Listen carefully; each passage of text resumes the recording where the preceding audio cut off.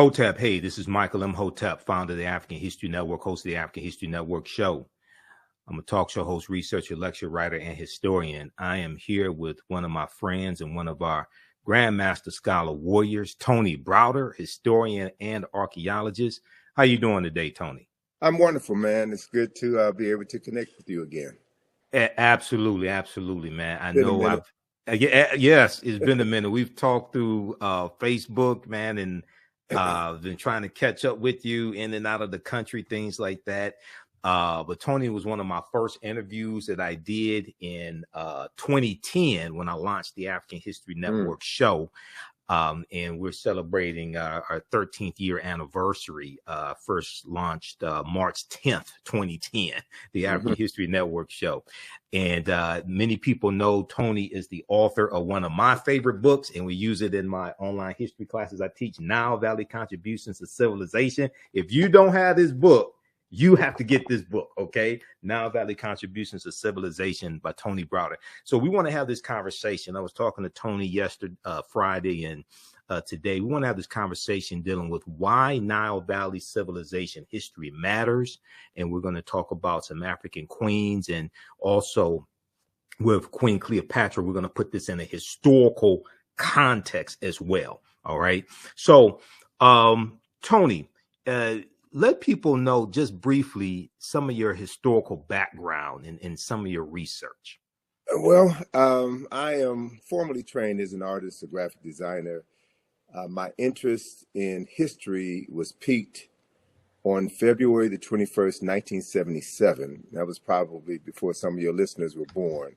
That was when I met Ivan Van Sertima. Dr. Ivan Van Sertima was speaking at Georgetown Law School. He had just previously published They Came Before Columbus, the African Presence in America.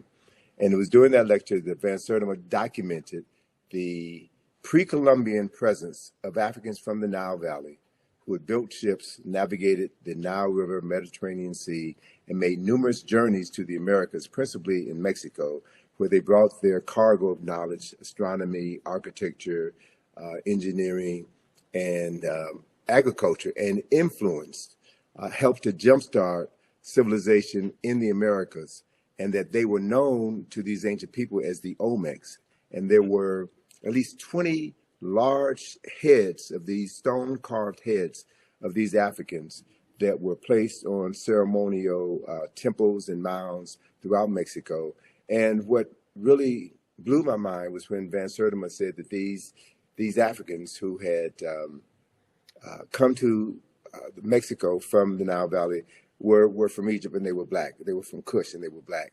And this was the first time in my life I had ever heard anyone say this, because everything that I had read, everything that I had seen in television, everything that I had learned in every school that I had attended, even though they were predominantly black schools, taught just the reverse. So my mind was blown upon hearing Dr. Van Sertima's lecture, and that prompted me to begin to revisit everything that I had learned. And then I discovered what I referred to as forbidden knowledge. Information, historical information, which has been intentionally withheld from certain populations in order to influence how they see themselves, how they see the world, and how they interact with others. So it was my interest in learning this forbidden history that prompted my travels to Egypt, that prompted my my writing, my interest in studying this information. And another major turning point in my life was in September of 1984, when Ivan Van Sertima, along with Charles French and Asa Hilliard, sponsored the Nile Valley Conference at Morehouse College. And that 4-day event cemented to me the power of knowledge. And the interesting thing about this gathering was that it featured not just African scholars and African American scholars, but European scholars who also understood that the historical knowledge of the past had been fragmented and had been erroneously presented as historical truths. So beginning to become aware of the fact that whoever controls your knowledge of the past controls your conception of yourself in the present has really framed everything that I've done. So the work that I've done, the writings that I've done, the study tours that I've done are all designed to introduce people to historical information that it may not have been a part of their formal educational process, but information that is critical to their ability to determine who they are and how they can move into the world and through the world and better interact with others. Okay, excellent, excellent. Now, in just a point of note, because people are asking, so today is Sunday, April 23rd, 2023. We are live right now. So people are asking that. And you set the tone for this conversation, Tony, because I got to ask you a question about the Olmecs as well. Okay. Because you just mentioned the Olmecs, right? And I teach about this in my class. And in Dr. David Imhotep's book, The First Americans Were Africans, Documented Evidence, he talks about the Olmec, Mandinka, Egyptian or ancient Kemetic connection. Okay. I want to have you explain that in just a minute. And then also, okay, CS, thanks for your support.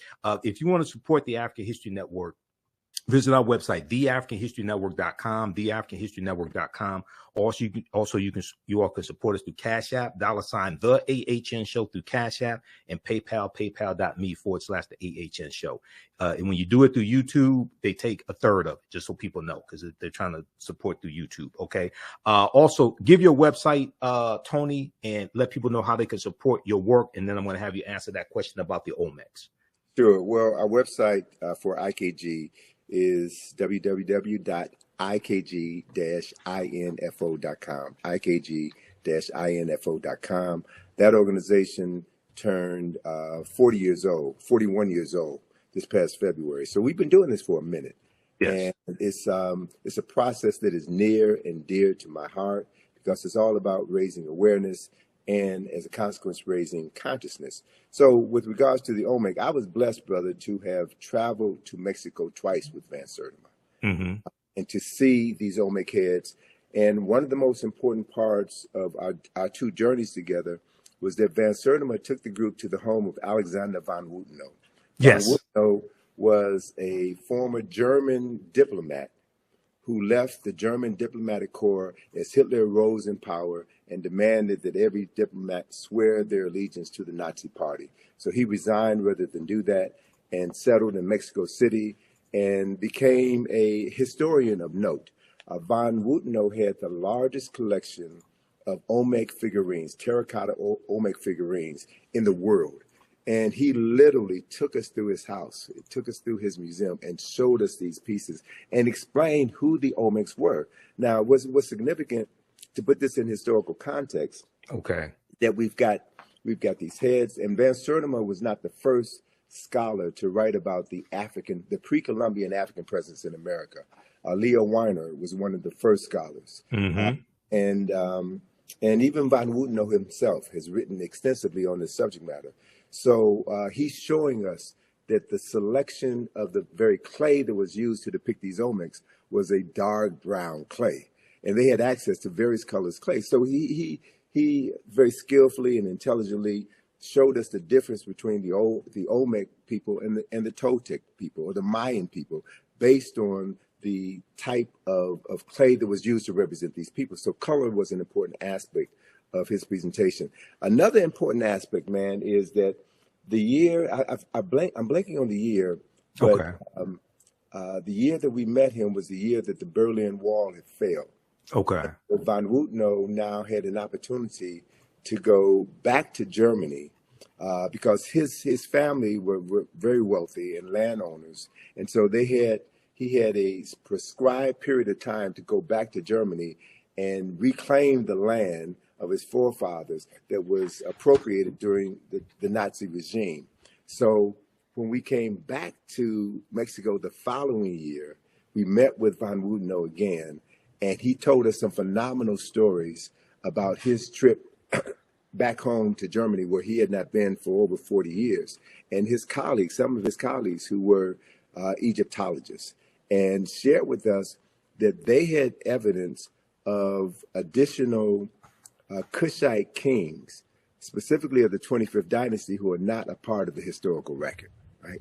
So to be able to be in the presence of people who have access to firsthand documentation and can see beyond the veil and add more depth and clarity to a history that has been marginalized was significant to me, was critically important to me. And to be able to travel with Van Sertima, a highly respected scholar, who was instrumental in transforming the lives of hundreds of thousands of people throughout the United States and around the world, was also critically important to me. But one other factor that hurt me to my heart was to learn that Van Sertima was denied tenure at Rutgers University because he had written They Came Before Columbus, the African Presence in America. Matter of fact, Van Sertima told me that writing that book was the end of his academic career.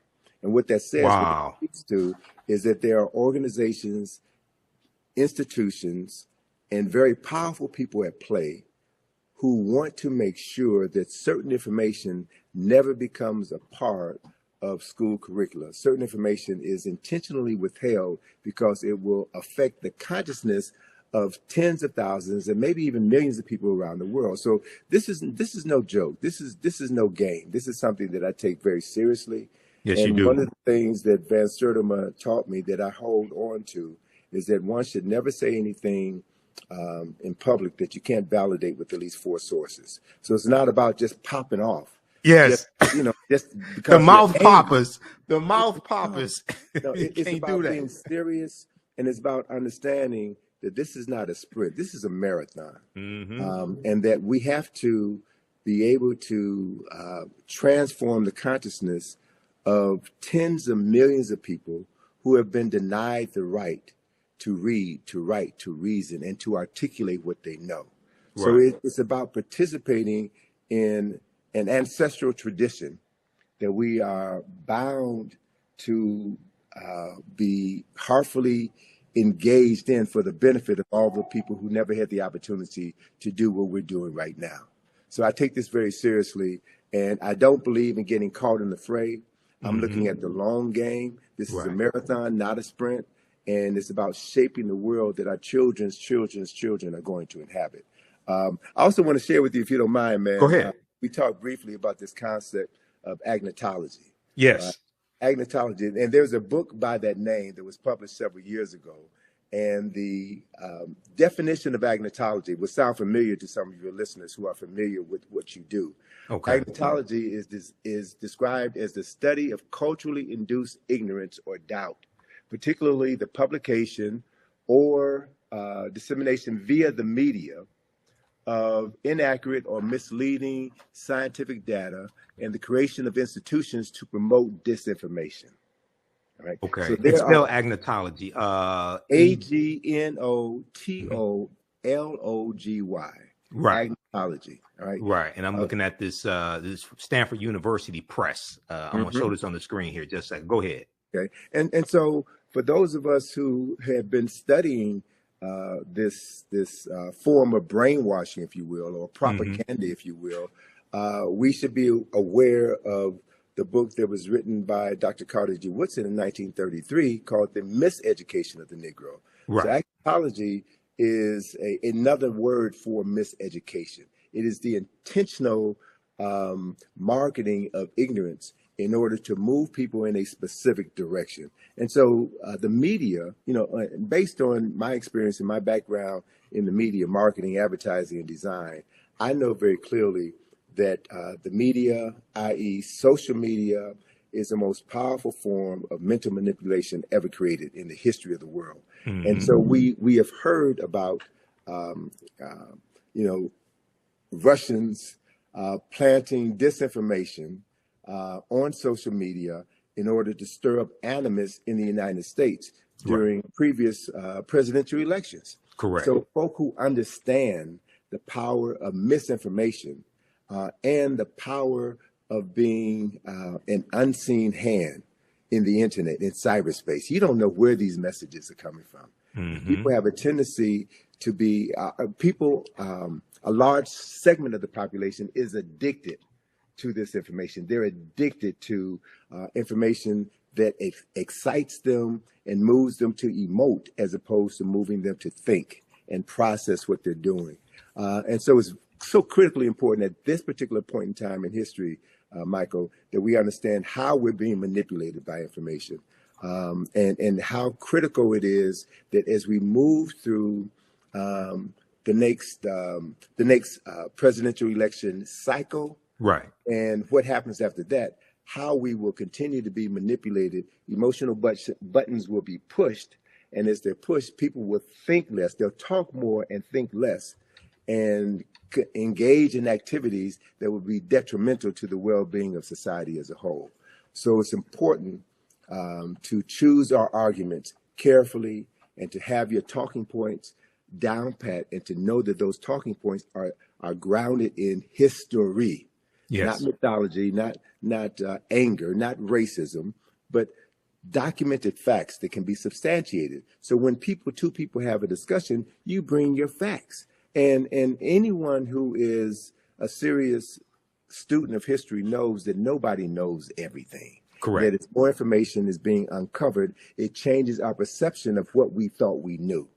So it's very difficult to win an argument when you're talking with a fool. It's very difficult to win an argument when you're talking with someone who already has their mind made up. There's a saying, my mind is already made up, so don't confuse me with the truth. Mm-hmm. So we've seen here in this country, brother, within the last 7 years, how misinformation and disinformation have divided this country to the point where we may literally be standing on the verge of a civil war. Right. Where any sense of normalcy and respect between two parties with opposing views has gone out the window. So to watch what's happening right now in Congress is an indicator of what's happening all over the world. It's not just here in the United States, it's happening all over the world. So it's like we're in a fight for the soul, not just of America, as certain politicians say. We're fighting for the soul of our consciousness. We're fighting for the soul of Africa. And I think if you're going to be engaged in that fight, you have to prepare yourself adequately. There is a statement that was made by, I think it was the U.S. Army in an ad that they did a couple of decades ago. They said that the first battle in any war takes place in the mind. Mm-hmm. And the first casualty of any war is always the truth, right? It's always the truth. So we have to be very clear about what we're talking about so that we can deal with the truth that stands on solid ground, and right, not a truth that liars speak in order to muddy the waters and to move people into a space where they won't be able to distinguish the truth from a half-truth from an all-out lie. So these are the issues that I think that are so critically important for your listeners to understand. And it's also the reason why I just finished a two-part webinar on why Nile Valley civilization matters. Okay. There's certain core information that has to be understood if you're going to engage anyone in any discussion about African history or Nile Valley history. And we've never been given the basic knowledge. So there are many people, unfortunately, who have a very pronounced presence on the web, who read one book and all of a sudden become an expert on something that they know very little about. Correct. Correct. And so dealing with these issues, dealing with the larger issue is important. And that's also one of the reasons why we find here in the United States, there is an ongoing effort on the part of certain parties to suppress the teaching of African history, to suppress the teaching of American slavery. So, what's happening in Florida or Virginia or Texas is nothing but an effort on the part of a certain population to control the historical narrative and to perpetuate a point of view which disassociates them from decades of violence and murder and crimes against humanity. So I understand that.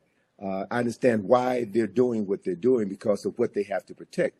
So my response to that is not to get angry for our former oppressors for saying that they're not going to continue to miseducate us. We have a responsibility and an obligation to educate ourselves.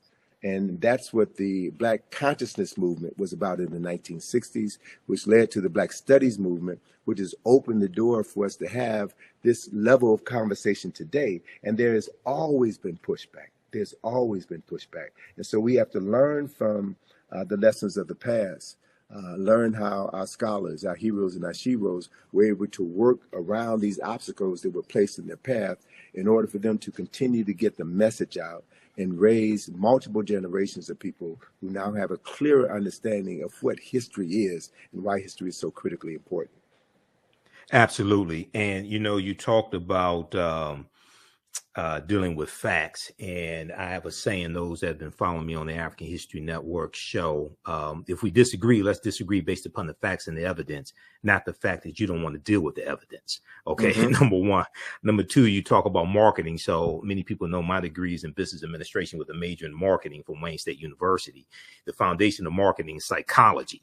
So this is why a lot of this information I understand better than many people because of my training and having a background in sales and marketing, et cetera. You mentioned the Olmecs a few minutes ago. I want to hit on this and have you expound on it and then talk some more about Nile Valley civilization and why this history is so important. So many people are familiar with Dr. David Imhotep, who wrote the book, The First Americans Were Africans, Documented Evidence. He's a friend of mine. I've interviewed him probably 14 times here on the African History Network show. And on page, I'm going to pull up this citation here because we discussed this in my classes also. What page is that in this book? He deals with the Olmec. He talks about the Olmec connection and what you just hit on. I want you to expound on this because when we start talking about the African presence dealing with the Olmecs, we get a lot of pushback or people saying, "Oh, you're lying," things of this nature. Okay, so he deals with let's pull this up here. Mandinka Egyptian Olmec connection. Mandinka Egyptian Olmec connection. And I'm going to try to flip over to this slide here. Just bear with me for a second. I got to close out one of these presentations. All right. Let's look at this here. So he says, let's see here. Let's go to current slide. A major ethnic group. And now this is from page 82, I think it is, of the First Americans Were Africans, Documented Evidence. A major ethnic group among the ancient Egyptians were the Manding people, a Niger-Congo homeland in the general vicinity of the Upper Nile Valley is probably as good a hypothesis as any for the origin of the Manding.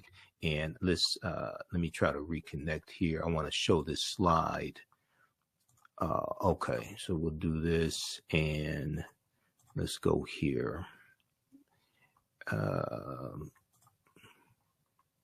All right, resume slideshow. That's what we need. The proto-Manding migration. The proto-Manding migration had to have taken place during the African Aqualithic period. That was a wet period in Africa that lasted thousands of years at a time when the Sahara was fertile and had river systems and great lakes. All right, now I'm going to try to, okay, so go ahead and talk about, there's some more here I'll get to, but go ahead and talk about the Olmec connection, because when we talk about the Olmecs, you have people who say, oh no, the Olmecs they had nothing to do with Africa or anything like that. Who were the Olmecs and what's the connection between the Olmecs and ancient Kemet? Sure. Well, anytime new ideas are introduced into the academy, there will be those who will reject those new ideas because reputations are built on maintaining certain concepts and ideas. Right. So as a matter of fact, one of the foremost Mesoamerican scholars was Michael Coe of Yale University. Mm-hmm. And he railed against Ivan Van Sertima and his publication, They Came Before Columbus, and the Olmecs, the fact that the Olmecs were African. It was Michael Coe who said, and there you go. I was going to ask you if you had any images of an Olmec head. This is perfect. Yeah. It was Michael Coe who stated, and this is someone with a PhD in Mesoamerican history who taught at Yale University. Michael Coe said that the reason why these Olmec statues had broad noses and thick lips is because the people who carved those statues didn't have the tools to make thin noses. I've heard that. All right. So that quote came from Michael Coe. Okay. Spell his last name, please. Spell his last name. C-O-E. C-O-E. Michael Coe. Okay. Yes. And Van Sertima, in describing this particular Olmec head, and this is at Villahermosa. I think it's at Villahermosa. No. Oh, God, it'll come back to me. Okay. But this particular museum is an incredible museum, man.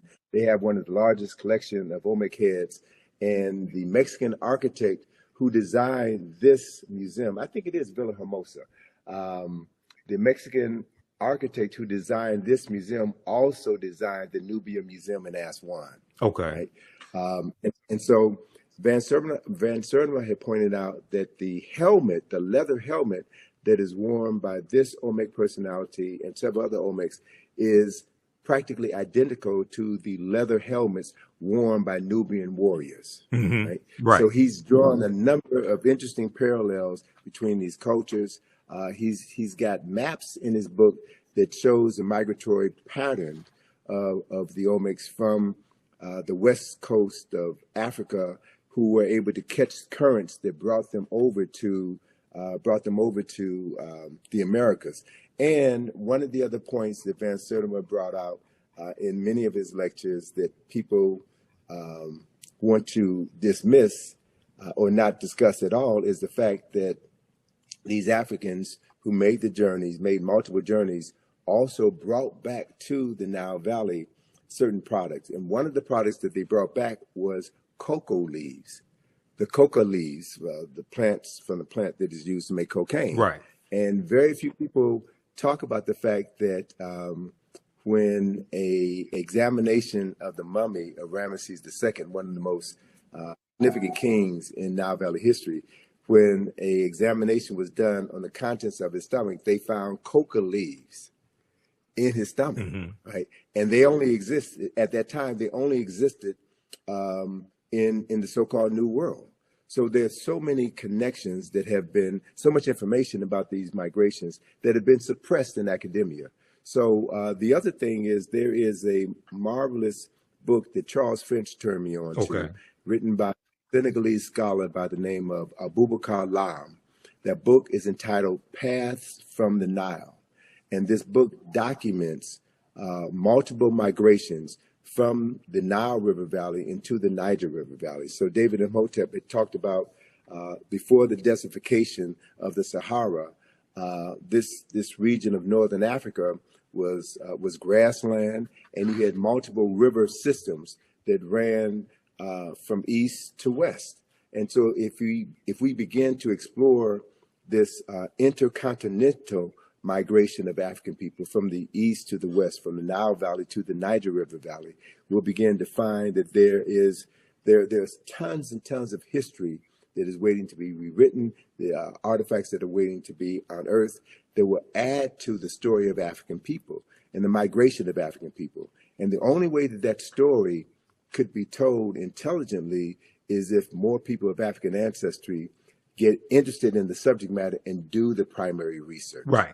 So, you know, I hope that what I have done throughout my career has served as a model to encourage others to get involved in traveling to Africa and doing the research, documenting what you found, and helping to bring this information out of the darkness into the light. Absolutely.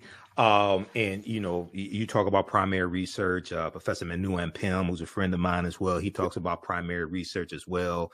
Dr. Leonard Jeffries, Professor James Small, those are two of my teachers, Professor Kabahaya Wata Kamene, Dr. David Imhotep, they talk about the need for primary research.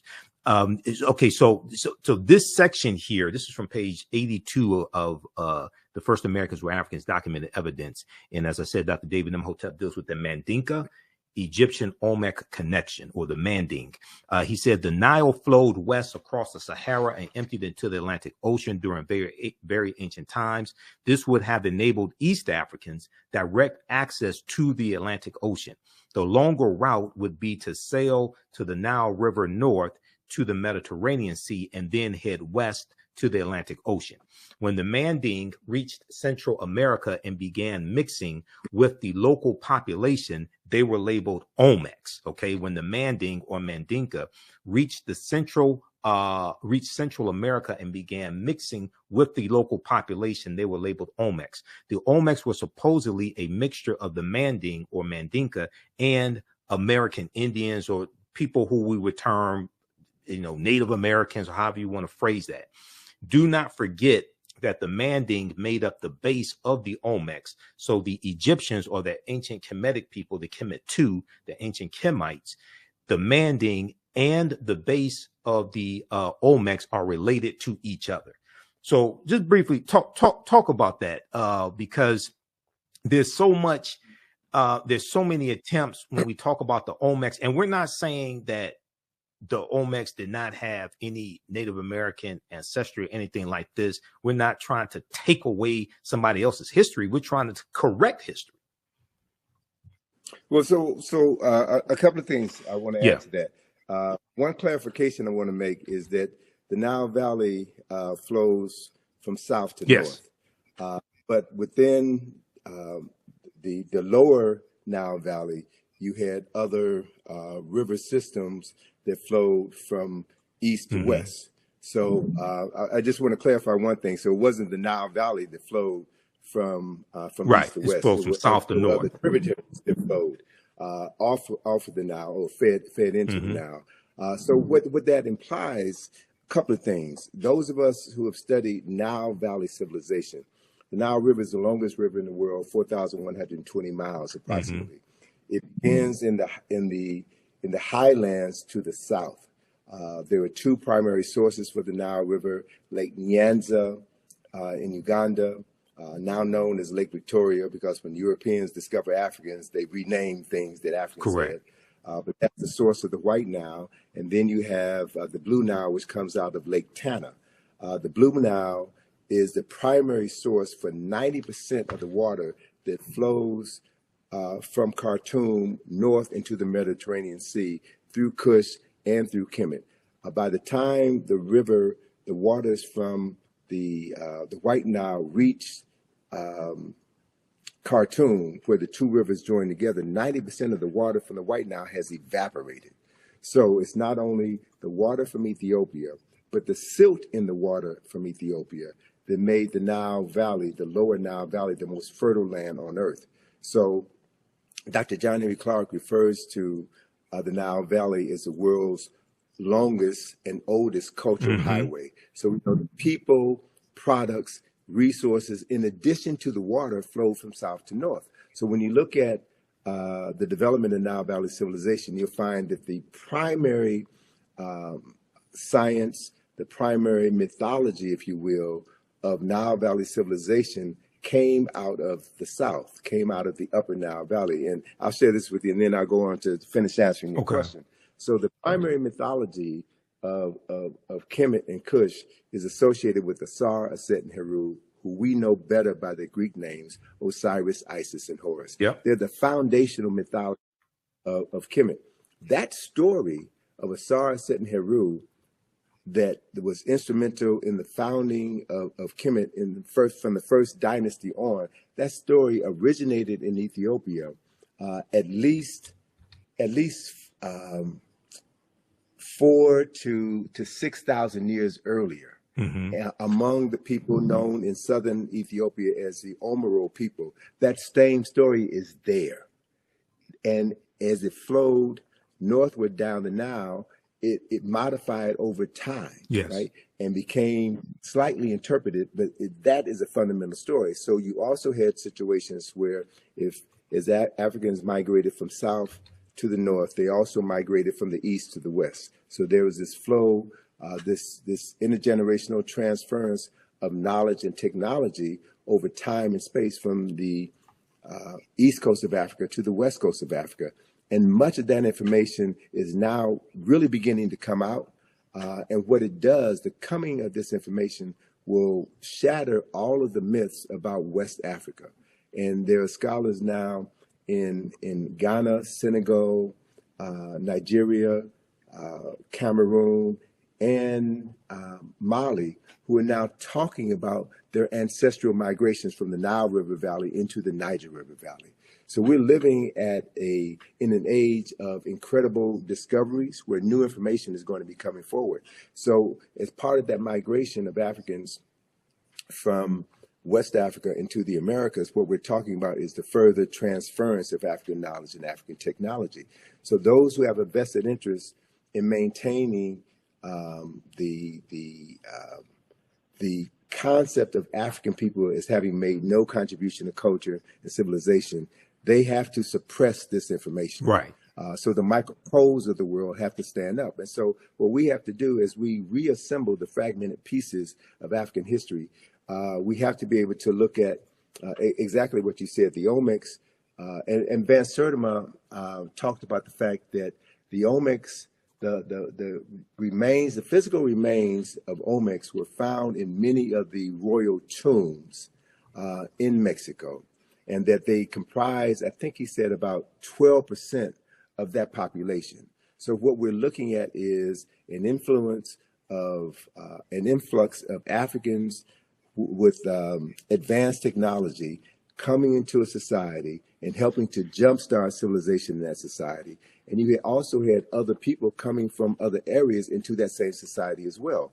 So as Van Wooteno and others have pointed out, there are other people from other parts of the world who made contributions to the culture that was established by the Olmecs. So as we now look back on approximately over 2,000 years of world history, we're trying to sift through all of this to get to the real story, right?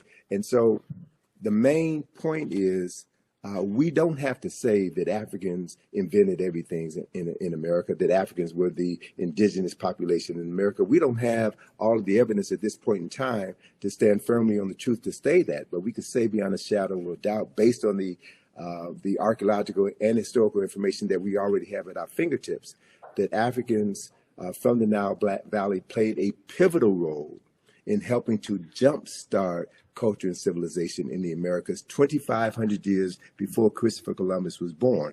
That's a fact. Mm-hmm.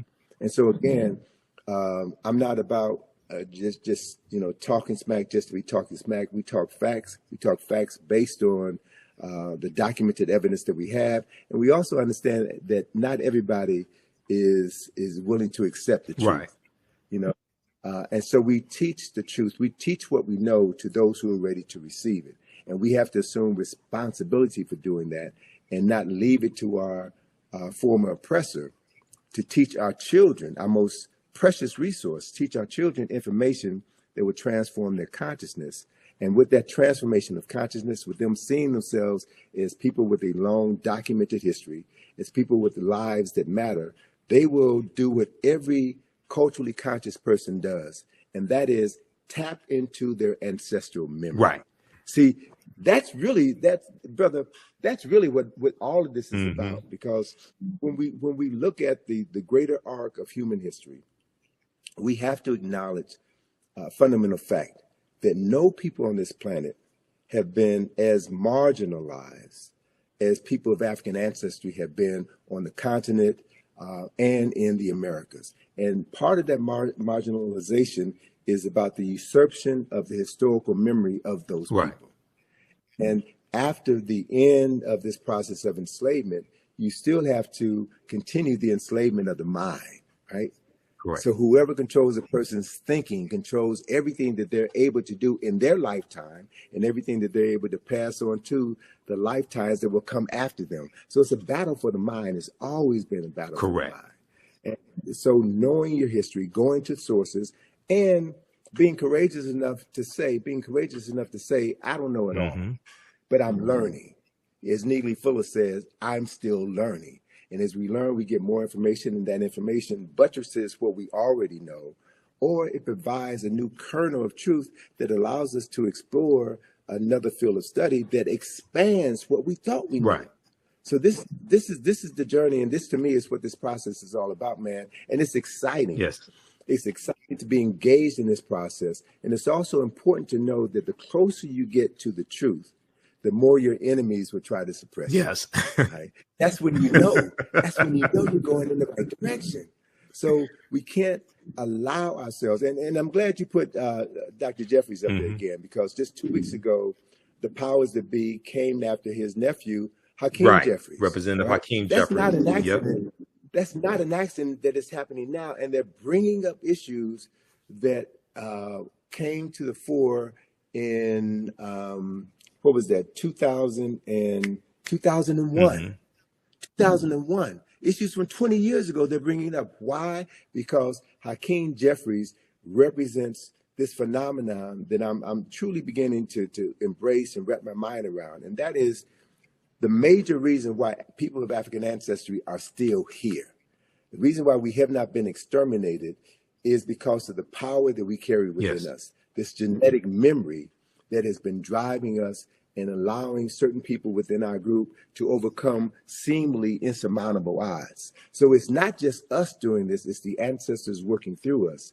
And it's the acknowledgement of the ancestors, which has always been our greatest power, our greatest resource. So whatever others can do to make you feel that to be African is to be ignorant, to be African is to be shameful. Deny your African ancestry means that you deny your ancestors, which means you cut yourself off from your only salvation, right? So there, and unfortunately, brother, there are many of us, many of our people who deny that they're African. Correct. Who deny that African people have ever done anything of any significance, who've bought into the narrative, bought into the lie. Those people will be marginalized by their unwillingness to embrace a larger historical truth. And that's on them. Right. Not everybody is going to get it. Not everybody is capable of understanding what is at play. And that are those people who have always been in opposition to the restoration of the African mind, the restoration of African consciousness, will always fund those people who will undermine this effort. That has always been the case. That's part of what COINTELPRO is counterintelligence program, yes. Yes, and also the use of government infiltrators to undermine organizations that were working on behalf of the advancement of African people. The Black Panther Party was infiltrated by these people. Anyone who saw Judas and the Black Messiah, right, saw that. And that story hit home to me because I'm from the west side of Chicago. Okay. You know, I know about Fred Hampton and Mark Clark. I was a freshman in college when Fred Hampton and Mark Clark were murdered. Went to school with a young lady who was in the house the night of the murder. So to have her give her description of what happened, and then to read in the newspaper, the Chicago Sun-Times, or to watch on the news, Mayor Daley, Edward Hammerhand, and other government officials give their version of the story, that's when the covers came off for me. That's when I began to realize that the media lies, the politician lies, that people have a vested interest in perpetuating a false narrative in order to maintain their power and suppress any effort on the part of African people to free their minds. So these issues are critical, man. And we cannot, you know, we cannot have a short-term memory when we're dealing with long-term issues. Look at what happened in the 60s. Look at the rise of the Black Power movement, the Black Consciousness movement, and the things that the government did to shut that down. The introduction of drugs into our community. Again, I'm from the west side of Chicago, so I can tell you specifically what happened when cocaine was allowed to come into the community unabated. What the film, and this is again the power of the media, what the film Superfly did to destroy conscious Black folk on the west side of Chicago. The original Superfly with Ron O'Neal, the original Superfly. Yes. Exactly. Yeah. Exactly. So I was in Chicago, man, when that film came out. And I saw how cocaine, when the blaxploitation movies, and very quickly, and I know we only have a few minutes left here because I know you got to run. A couple of things I want to hit on that, but very quickly because people are asking. Also, if you want to support the African History Network, you could do so. Cash App, $ the AHN Show through Cash App or through PayPal, paypal.me/the AHN Show. We have the links on our website, theafricanhistorynetwork.com, theafricanhistorynetwork.com. I put the links there because some people have set up fake African History Network Cash App accounts and they've been stealing money from us. Okay. So we have the actual links there. You can click on it. To support Tony Browder and the work that he and his daughter Atlantis Browder do. Okay. Go to IKG-info.com, IKG-info.com. You mentioned Superfly, and I want to talk about that for just a quick minute, and then have you connect Nile Valley civilization and history to Queen Cleopatra, put it in a historical correct context. Okay, we're not going to let that dominate the conversation. Nathan McCall, the author Nathan McCall, he had a book out in the 1990s called Makes Me Want to Holler. African American Man Makes Me Want to Holler. And I read his book, and he talked about how in the 70s the movie Superfly made he and his friends want to sell drugs, to live that type of lifestyle. Okay. And he ended up going to prison. He became a journalist. I think it was either the Washington Post he ended up writing for. Washington Post. Yeah, I read his book, and his book was fantastic. And I had the book on tape, but that deals with the power of the media. Okay. And Dr. Leonard Jeffries has talked about previously how those blaxploitation movies, not all of them, there were some good movies, but how some of those movies showed us in the worst light and promoted drug usage, pimping, selling drugs, things of this nature. And white people profited off of these degrading images of African Americans. Right after Dr. King's assassinated in 1968, Malcolm X assassinated in 65, the Black Panther Party for Self-Defense is infiltrated and largely derailed, okay? And then you have these movies. So we got to understand that chronology. Connect the Nile Valley civilization history to putting Queen Cleopatra VII in the correct historical context, please. Great. So the perfect example I can give you is the work of Dr. Asa G. Hilliard III, who established a framework for understanding Nile Valley civilization. And he divided Nile Valley civilization into 4 golden ages. The first golden age was dynasties 3 through 6, when all of the Mir or pyramids were constructed. The second golden age was dynasties 11 and 12, when all of the great literature, the philosophical literature, the scientific literature, the moral literature for the nation was established during that period of time. The third golden age and the longest golden age is dynasties 18 and 19, when Kemet was forced to become an imperialistic nation because of continued intrusions from the north. And then you have the last golden age, the fourth and final golden age, which is the 25th dynasty, which is what Dr. John Henry Clark referred to as Africa's last great walk in the sun. It was the last time in history that Africans were the wealthiest and most powerful people on the planet. So if you understand that framework, then after the 25th dynasty, and there were 30 dynasties in the history of dynastic Egypt, Kemet civilization fell in 332 BC with the advent of Alexander of Macedonia conquering Kemet and turning Kemet into Egypt. Egypt is a Greek word. Pyramid is Egypt Greek. is a Greek word. So most of the names of African places and things and people have been changed by non-African people. So if you don't know the original names, you'll never be able to understand the history, the culture, the science, the philosophy, and the concepts as they were originally created. Let me give you one example of that. Pyramid is a Greek word, which means little flat cake, like a pancake. The original word for that structure is mir, M-I-R. And the word mir means the place of ascension. So mir, there are no bodies buried in any pyramids of mir in the entire Nile Valley. None, zero. So anytime anybody tells you that the pyramids were tombs, that is a lie, whether it's an intentional lie or unintentional lie based on ignorance. Mir were always built over tombs. The tombs were underground. So the word mir means the place of ascension. The place of ascension. And the purpose of a mir was to facilitate the ascension of the soul buried underneath it into heaven, where that soul would be reborn. And they were very specific about where in heaven a soul would go to be reborn. So the first text which documented this journey of the soul into the afterlife was carved in the burial chamber of a tomb known as the Pyramid of Unas, right? So it's in his burial chamber where you find the oldest written religious documents in the world. were inscribed on the walls of this particular tomb that talks about the soul, that talks about the process for the salvation of the soul, that talks about the judgment of the soul, and the place where souls go to be reborn. So the framework for Western religions can be found in the Nile Valley. So it's important to reclaim the names. It's important to understand chronology and history. So in that context, yes, Alexander Macedonia conquered Kemet in 332 BC, and the word Egypt derived from the name Ha-Ka-Ptah, which is the temple of the spirit of Ptah in the city of Mennefer, which was later renamed Memphis by the Greeks.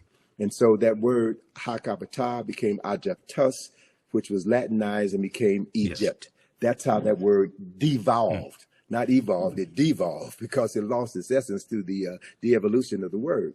And so once Alexander conquered Kemet, and he became so enamored by the 3,000 years of historical knowledge that he had inherited by virtue of conquest. And so he no longer referred to himself as Alexander, son of Philip of Macedonia. He called himself Alexander, son of Ammon, son of Amen, the unseen presence of God Almighty, which is a upper Nile Valley concept, right? And so the Greek rulers then descended from Alexander's line. And Cleopatra is the last of these Greek rulers. So Cleopatra, for all intents and purposes, Cleopatra was not African. She was not Kemetic in the literal sense of the word. And so my thing is, don't get caught up in Cleopatra. There are other personalities of more historical and cultural significance who we should be focusing our attention on. So I would bypass Cleopatra discussion and focus on Queen T, who was one of the baddest queens in human history. She was one of the most powerful rulers on earth. She was the wife of Amenhotep III, and their statue in the Egyptian Museum in Cairo is the largest statue in that building. And anyone who looks upon that statue could see the nationality or the race, if you will, of who these two African people were. And it's very clear that we understand the chronology. Queen T was the wife of Amenhotep III. The son was Amenhotep IV, who changed his name to Akhenaten. And Akhenaten's son was the person that we call King Tut. So if you understand the history, understand the chronology, you can focus your attention on subject matters that are more worthy of discussion than Cleopatra. Not to dismiss her summarily, but Cleopatra is about as significant as Meghan Markle.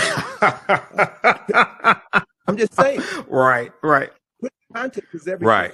Context is everything. So look at, and there, thank you for that image of Queen T. Now, that's a very small image of Queen T. And what I would also suggest those of your listeners who live in New York, go to the Metropolitan Museum, the Met Museum, and you'll see an image of Queen T in the Met Museum. But that image of Queen T has half of her face destroyed. And there was an article that was written in the 1970s that was an attack against African-centered scholars. And Asa Hilliard brought this knowledge to our attention. The people from the New York Times had interviewed him as part of this same debate that folk are having right now about Cleopatra and African history. And Asa Hilliard showed this image of Queen T. And this image of Queen T, I love it so much because it reminds me so much of my dear friend, Dr. Francis Cress Wellison, with the afro, the stern look, and a woman who was clearly in control of herself and her destiny. So Asa referenced that face of Queen T in the Metropolitan Museum with half the face knocked off. So they had an opportunity, the New York Times had an opportunity to tell the truth, but they chose not to. And so these are the games that we're playing with. And we have to, be very careful about who we get our information from. We should read everything, but read everything with a critical eye so that you can discern when someone is being deceptive. You can discern when you're being immersed into aspects of the truth so that you can ground yourself on the truth and not be led astray by arguments or false narratives that are designed to neutralize your strength, your power, and to waste time. No, we really don't have any time to waste. Yeah, absolutely. And speaking of time, I know you have to run, so I want you to let people know about. You told me Egypt on the Potomac tour is going to start back up. Give people the website, and then family watching. As soon as we finish with Tony, I'll let you know about my online history classes I teach on Saturdays and Sundays, because we have a class today at 3 p.m. Eastern Standard Time. Go ahead, Tony.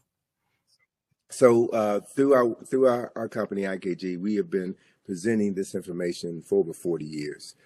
We've done numerous publications. We have numerous activities. One of our most significant activities is our Egypt on the Potomac field trip, which is something that I created in 1986. So Egypt on the Potomac is designed to show people the Egyptian presence, the Kemetic presence in Washington, D.C. Right. And I've done research. We've been doing this for well over 30 years, and no one has ever challenged me based on the information that we put forward to show that America's founding fathers chose examples from the Nile Valley, from Kush and Kemet, in order to establish the foundation for what has become the capital of the wealthiest, most powerful nation in human history. So that activity has been curtailed for the past 3 years because of COVID. But beginning on May the 6th, we will have our regular 3-hour bus field trip of Washington, D.C., where we will take you through locations, various locations throughout the city, and explain the architectural, the symbolic, and the mythological elements of Nile Valley civilization, which have literally been hidden in plain sight. We connect the dots, and we empower people with the ability to see their history and use that history to transform their consciousness. So anyone can go to our website, ikg-info.com. We also have another project that we're going to be unveiling at the Thurgood Marshall Center, where we're based in D.C. It's the John Henry Clark Enhanced History Project. This project, we have 400 square feet of wall space where we're going to be using information inspired by the work of John Henry Clark to tell the story of people who've been written out of the respectable commentary of human history. And this project is my response to certain historical shortcomings in the National Museum of African American History and Culture, which is a phenomenal structure. The only issue that I have with it is that it begins our history in the basement, and it begins our history with slavery. Right.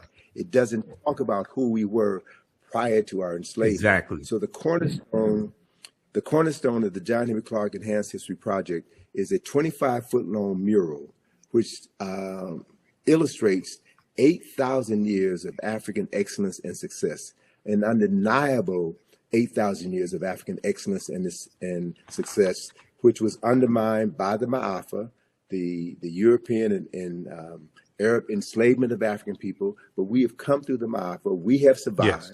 And through the work that you're doing, through the work that others are doing, we are doing our best to bring forbidden knowledge into the community that needs the knowledge the most, so that they can transform their consciousness and create a world that is worthy of their children and their children's children's inheriting, based on accessing ancestral knowledge and recreating the genius that we were born with. So that's the process, man. And let me just, in closing, let me just share that my good colleague, Charles French, has a new book coming out next month.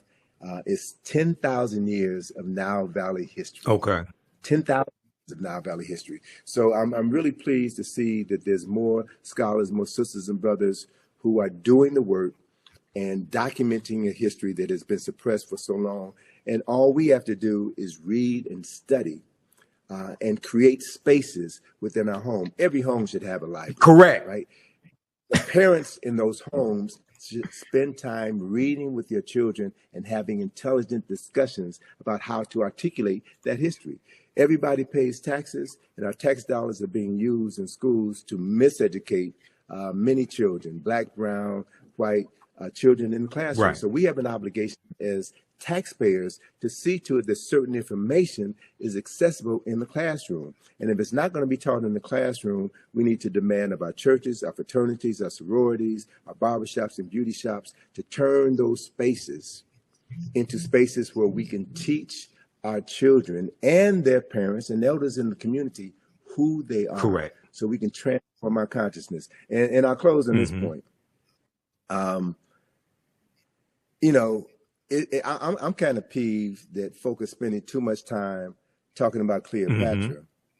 And I need to hear folk talk about what's wrong with Megan Thee Stallion. What's wrong with Cardi Hey, B? brother, they don't want to have that Because- conversation. Let me just say quickly, and I'll let you go ahead and finish. Dude, the information I put out about the song WAP from Cardi B and Megan Thee Stallion. Now, here's the thing. When we do a systems analysis, I went through and broke this whole thing down.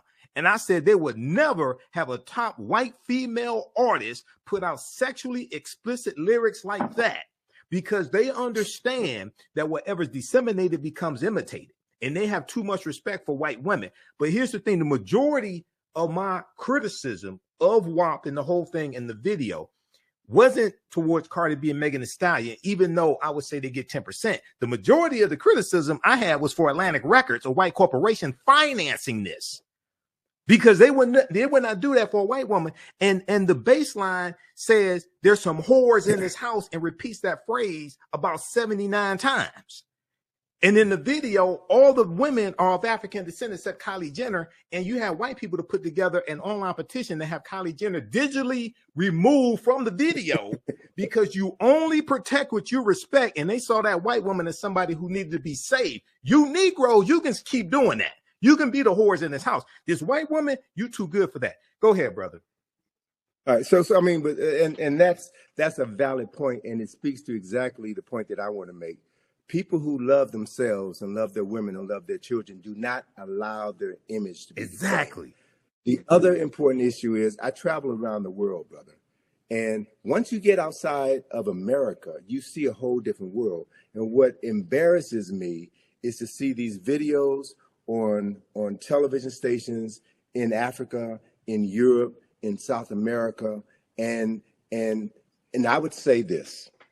In all fairness, all right, if you want to show black women behaving this way, then let's see some white women behaving that way. Let's see some Jewish. Let's level the playing field. But it's only us because it's about disparaging us, and it's about maintaining this ideology of Afrophobia, this fear of black folk, this disrespect for black folk.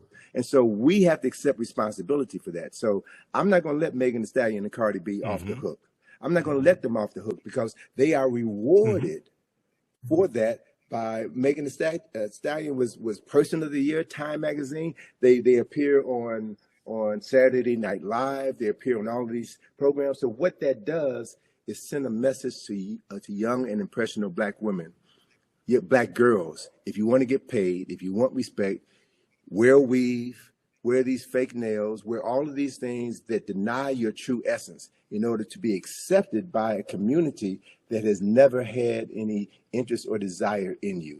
And so these are conversations that need to be had. Many of these conversations, I think, should be had behind closed doors and not on the internet, because you never know who's listening. We need to have private conversations, and we need to talk about how we can advance the culture and present favorable images of us, because the media, as I stated at the beginning of this conversation, the media is the most powerful form of mental manipulation ever created. And we're getting played. We're getting played. So, I always encourage people to take responsibility for yourself, to think before you speak, and to think about the long-term implications of everything you do. So emotion is all right, but emotion needs to be balanced with intelligence. It needs to be balanced with the ability to articulate what you think and to associate with people who are doing the same thing. The reality is, what I've learned over my 71 years of life here on planet Earth is that this information is not for everybody. You're not going to get everybody. It ain't about everybody. It's about moving and working with those people who are willing to learn, willing to commit themselves to something greater than their own individual and selfish interests. It's about building for future generations. So that process is happening, brothers. I'm encountering more younger sisters and brothers. When I say younger, I mean folk in their 20s, 30s, and 40s who are finally getting it, who are thirsty, who want this information. These are the people that we need to be focusing on. We need to help frame the historical understanding of topics so that they don't get sidetracked by these games, by these traps that are set up just to waste their time, but stay focused like a laser, do the work, love yourself, right? And demonstrate that love and how you interact with other people who look like you, and build something tangible together that is going to outlive you, something tangible that can be passed on to future generations. And if you can do that, man, if you can do that throughout your lifetime, then we can say that the day will come when our ancestors will return and have bodies to use that will allow them to create heaven on earth once again. Yes. It doesn't make sense to me, and I keep saying I'm going to close on this. But hey, take your time, man. I know you got something to do after this, but take your time. I'm not rushing you. Okay. It doesn't make sense for me personally to talk about your ancestors were kings and queens if you're acting like fools and exactly jerks, right? Yep. And the other reality is that less than 0.1% of any nation's rulers were kings and queens. The vast majority of people were ministers and prime ministers, were scholars, were researchers, were scientists, were astronomers, were physicians, were healers, were masons, were architects and engineers. They are the people who made the nation. Right. The king or queen was just a figurehead. Right. So I want to redirect the conversation. I want to redirect the focus on something that is practical. It's just like saying, you want to be president of the United States. Anybody with any sense knows the president of the United States does not run the United States, right? And so it's the people who comprise this country who make this country what it is. And we know, people of African ancestry should understand very clearly that it was our ancestors and their free labor that helped to make this country the wealthiest and most powerful nation in human history. So we have an obligation as descendants of enslaved people who survived the Ma'afa. We have an obligation and a responsibility to use the resources that we have access here in this country to educate ourselves, right? Because what we know shapes the consciousness of African people all around the world. We talked earlier about the Black consciousness movement in the 1960s. And the powers that be saw how the Black Power movement influenced Steve Biko in South Africa. Right. And he replicated a similar movement. It was happening in other parts of Africa as well. So the colonizers had to shut that down. And you shut that down by introducing films that divert our attention and have us praising drug dealers and ungodly behavior. And that then becomes the framework with which we see our future. So if we use this technology properly, we have the opportunity to access millions of minds in a matter of minutes and introduce a new narrative. That's what this opposition is all about. Yes. Shutting down the conversation, shutting down the power. So don't give your power away. You are the most important commodity that you'll ever possess. Free your mind. Model how free people, free men and women are supposed to speak, communicate, and move through the planet. Work with other people of like minds so that you can build something that will last for eternity. And as we do that, we will make our ancestors proud. And we then will be the vehicles through which they would do their best work. Why? Because they did it in the past, and we have the capacity to replicate it right now. That's what this whole journey is all about. Absolutely. And up on the screen, I have the famous quote by Bantu Stephen Biko: "The most potent weapon in the hands of the oppressor is the mind of the oppressed." So we have to take our minds back. This is what Dr. Carter G. Woodson was telling us in his work, not just in the Miseducation of the Negro in 1933, but the work he did with Association for the Study of African American Life and History, ASALH, which he co-founded September 9th, 1915. So, all right, excellent. We got to bring you back, Tony. I know you got to run. We have to bring you back. And everybody, those slides I was showing, those are all slides from the online classes that I teach. We use 2 of your books, Egypt on the Potomac and Nile Valley Contributions to Civilization, in my classes as well. I introduce a lot of people to you, Tony. I read this book back in 1994. I just got this new copy last year from Brother Haki Ami Shakur. But my original copies from 1994, the pages were falling out. I had to get a new copy, man. But that book I read from the Browder file first. Then in 94 when I was at Wayne State University, I read Nile Valley Contributions to Civilization. It blew my mind, man. I haven't been right since. Okay. It corrected my mind. Right. You have been It right corrected since. my mind, man, but it blew me away, brother. So you got to write. This is volume 1, man. You got to write volume 2. You got about 20 volumes in you, Brother. man. But you got to write volume 2, brother. Well, brother, that's one of the reasons why I need to use the time that I have left to redirect my energies. I've got a ton of information Yes. that I need to get out. Yes. And so I'm going to be focusing on doing more writing and continuing to push my daughter out, because what I have established is a legacy that she's going to continue. So, last December, I had some health challenges, and I was unable to travel to Egypt, take my group to Egypt. So my daughter stepped up and did it. Oh, that's good. So to Shout out know to Atlantis. that we're preparing the next generation, man, is really what this thing is all about. Because we're not going to live forever, and we can't do everything ourselves. So we should be training cadres of young people, man, to know who they are and to live that knowledge in everything that they do. That then is how we change the world. So, it's a pleasure to be on the program. We got to have you back soon, brother. Yep. And I'm wearing the Black Friday shirt because we're in the documentary series from Rick Mathers, director Rick Mathers, Black Friday, What Legacy Will You Leave? Okay. All right, Tony, everybody visit ikg-info.com. Support Tony Browder, support his daughter, Atlantis Browder, and also support the African History Network. All right, Tony, you have a good day, brother. Hotep. All right, peace. Take care, man. Appreciate it. Peace to you. All right, everybody. So that was one of our esteemed scholars, one of my friends for years, Tony Browder. He was one of my first interviews that I did in 2010 when I launched the African History Network show. Hotep, everybody. This is Michael Imhotep, founder of the African History Network, host of the African History Network show. It is Saturday, June 1st, 2024. And we are live, and I wanted to come on for a few minutes and invite you to join me at our online school for our multi-week online history course that I teach called Ancient Kemet, the Moors, and the Ma'afa, Understanding the Transatlantic Slave Trade, what they didn't teach you in school. We have another class session that we have starting today in a few minutes.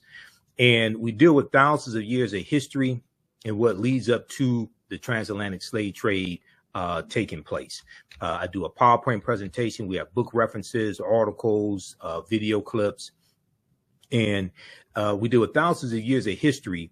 And we look at chronologically what leads to the transatlantic slave trade taking place and what's the impact of it. Okay, there are 15 different books that we reference, 200 slides, over 200 slides that I put together.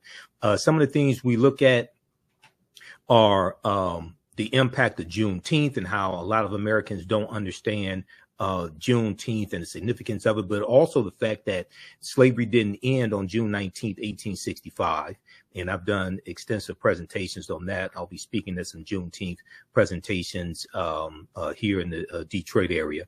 We talk about ancient Africa and who Imhotep was. We deal with things like the 1619 Project and what the 1619 Project gets wrong about the African presence in America, because Africans were here in the land we call the United States of America, going back at least 51,700 years ago. These were the Khoisan, and we did not first come to this country conquered and shackled in chains, conquered by Europeans. That's misinformation. Yes, 1619 did happen, but before 1619, there was 1526 in the South Carolina, Georgia area, and that was an attempt by the Spanish to set up a settlement. That attempt failed, but there were about 100 Africans that were taken into that area, and we're going to overthrow our oppressors. Okay, now this is 93 years before 1619, Jamestown, Virginia. But this is not talked about a lot, okay? But there's a good article from the Washington Post. Before 1619, there was 1526, the mystery of the first enslaved Africans and what became the United States. But even before this, even though this history right here is important,